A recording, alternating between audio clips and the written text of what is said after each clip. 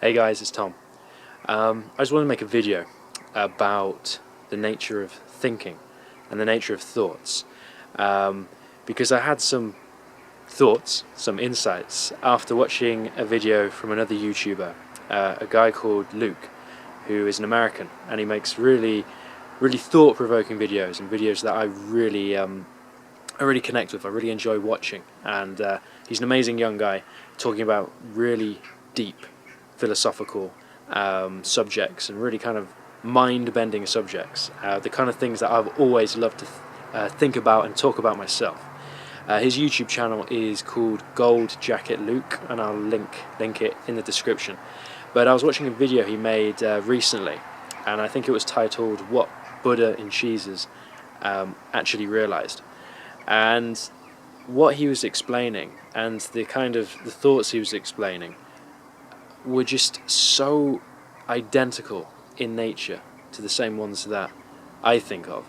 And what amazed me was how he kind of came to the exact same conclusions that I've been coming to in my life, with all this crazy thinking up in my head about these real deep subjects and these big kind of existential questions about life and the nature of reality. And what that made me feel was just a sense of amazement that here you can be, just standing here in your little area of the world, and there can be someone else, on the other side of the world, across the Atlantic, who is thinking the exact kind of same way as you. And not just him, many other people, a lot of people in the comments talking about stuff. Just, it's such a cool feeling when you can relate to others who really get these kind of subjects, and they really think about them in the same way that you think about them. And it kind of made me realize, after I watched the video and I kind of sat back and kind of absorbed it, it just made me start thinking about the nature of thoughts and how we all think of ourselves as being individuals, and we kind of think of our thoughts as being our own thoughts and being kind of, we keep them to ourselves unless we share them. Otherwise we entertain them in our own head and our own mind, and we see them as being unique and individual to us, and we kind of assume that we create those thoughts. But this whole thing about how you can meet other people or see other people or hear from other people that share almost the identical thought processes of you, and not only that, they seem to come to identical conclusions. It made me think, what is the nature of thought? And more specifically, can we as human beings ever have an original thought that has never been thought before, or is not being thought by another human being at the same time as you're thinking it? Now obviously that is pretty much an impossible scenario to try and prove, evaluate or test, because it would mean you'd have to be able to see into the minds of every single human being to correlate any kind of results or data. But I think it's a really interesting thing to think about, because when you try and really kind of pin down where your thoughts come from, they're very hard to really discern what makes a thought. Where does that thought come from? Because when you start to watch your own mind, especially if you do mindfulness meditating, you realize that thoughts come and go without really much control from you. They just will pop out of nowhere and just lodge themselves in your awareness, and then it's down to you to decide if you want to chase that thought and contemplate that thought, or add more kind of energy to that thought and turn it into kind of an internal analysis, which is how most of us go about our lives, constantly analysing things in our head. But where do these thoughts originate from to begin with? Do they just originate from the human brain? Does the human brain just create them out of nothing? Is it just the result of neurons firing and chemical receptors and all this kind of stuff, all the things that go on in your grey matter? Or do they come from somewhere else, somewhere that is not so palpable, something that we can't explain? Is there such a thing as a global consciousness that all of mankind can tap into and share, which would kind of explain how you can meet complete strangers who share the exact same thoughts as you do? I like to think of it maybe as we're all kind of radios with radio receivers, aerials, and thoughts are almost like radio waves, or consciousness is like radio waves that is all around us at all times. But you can't see radio waves, you can't touch them, you can't feel them. And if you didn't have a radio to receive them in the first place, or a brain, you wouldn't know they existed. Now when your radio breaks, you cease to be able to receive the consciousness or receive the radio station or the music or whatever. So you could look at a radio and say the music is coming out of the radio, as in the thoughts are coming from the brain. But of course there's not little men inside a radio playing instruments. The radio is only a receptor that decodes the information or the thoughts or the consciousness into a medium that we can then understand and process.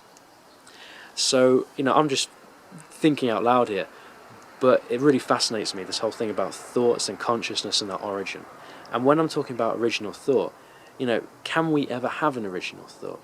Because we see people that we term as geniuses, like Einstein or Newton, or creative geniuses like Mozart or someone like Shakespeare, or these people that have these, just seem to have a higher connection to a higher quality of thought and thinking, and who have these light bulb moments of inspiration that lead to these great leaps in human progress and evolution. And we hold them up on this lofty plane as being a genius. Now, is a genius someone who has a stronger connection to consciousness, so they just have a higher quality of thought entering them?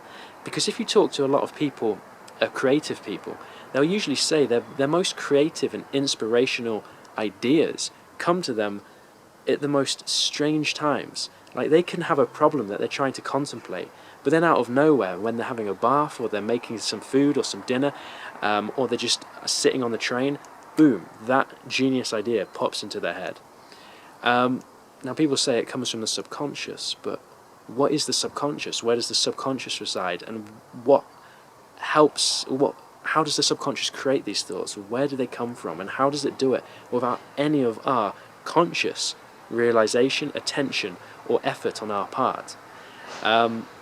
It also made me realize that with so-called geniuses who have these thoughts, how do we know that they were the first person to think these thoughts?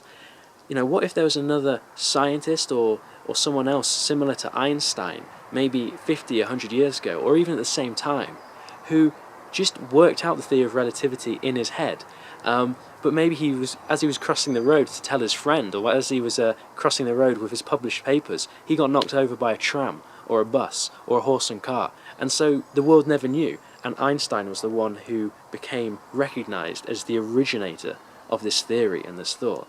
The same you could say for Newton. An apple fell on his head, and he had this insight about the nature of gravity and the theory of gravity and how the force of gravity itself.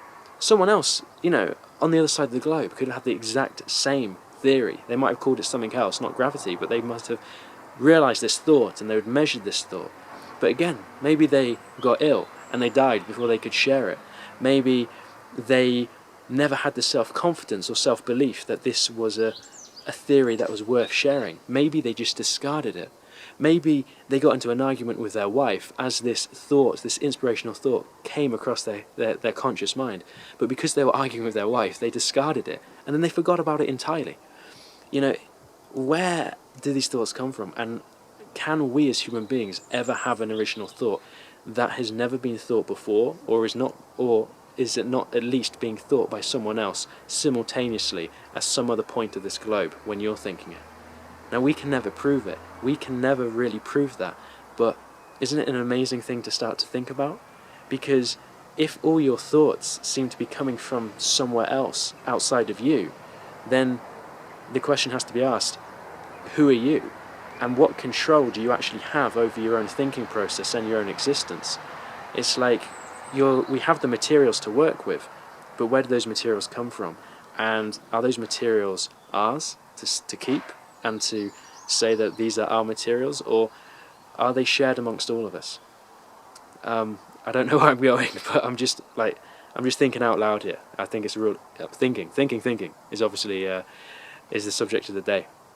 So yeah, who knows? I think it's a fascinating subject, and if you have any opinions, please leave a comment, and see where it goes. Thanks for watching.